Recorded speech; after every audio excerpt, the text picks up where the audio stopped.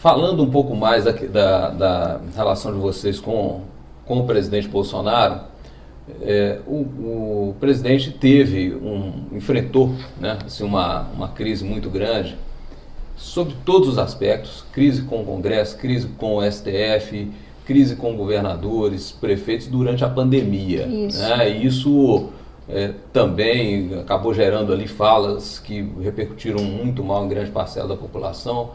Qual a avaliação que você faz da atuação do Bolsonaro na pandemia?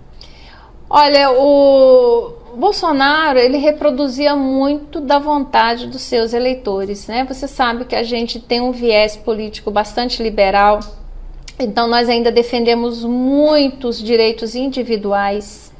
Tanto que quando eu te contei, né, quando eu fazia a faculdade de Direito, fui estudar Sociologia, e quando falava assim que o interesse coletivo tem que se sobrepor ao interesse individual, eu nunca gostei muito disso, porque eu entendo que tem certos direitos individuais que é fundamental, né? E o direito à liberdade é um deles.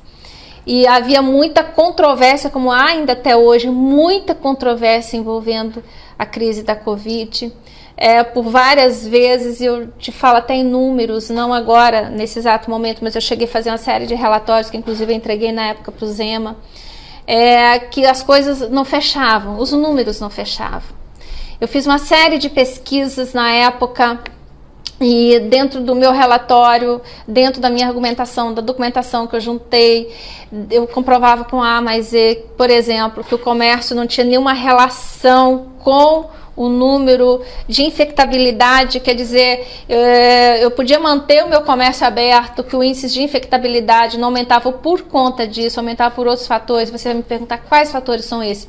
Eram os cuidados que alguns municípios estavam tendo com as suas unidades públicas de saúde. Então, aqueles municípios que estavam tendo esse cuidado, como por exemplo, de não deslocar aquele que estivesse sob suspeita de Covid até o local, fazer o atendimento em casa, esses municípios estavam controlando os números. Outros que infelizmente não estavam tendo esse cuidado, os números eram bem maiores. Então o foco da doença estava nessas unidades públicas de saúde, não no comércio. Então a gente entendia, como o Bolsonaro entendeu, que era uma grande injustiça manter o comércio fechado e que isso iria quebrar a nossa economia. Um exemplo que eu acompanhei daqui, você mais de perto, o tratamento, por exemplo, com relação a lockdown em Ipatinga e Fabriciano. Foi diferente. Um grande exemplo, por exemplo, e são cidades coladas, coladinhas, são limítrofes, né, como a gente diz, né? A gente pertence a uma região, né, metropolitana do Vale do Aço, são as 4 cidades centrais, que é Ipatinga, Coronel Fabriciano, Timóteo e Santana do Paraíso. Enquanto Ipatinga deu aquele lockdown, né, severo, inclusive sob ameaça de se prender comerciantes que se voltassem contra o decreto de lockdown, Fabriciano manteve tudo aberto.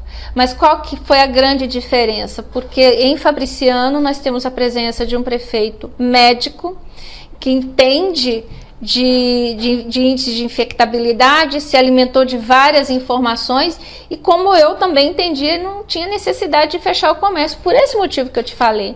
Já em Ipatinga, infelizmente, quem estava lá não tinha esse preparo todo e acabou sucumbindo na época ao Minas Consciente, né, editado pelo governo estadual, que naquela época, no primeiro lockdown, ele era optativo, não era obrigatório, depois é que veio, na segunda fase, que veio como obrigatório.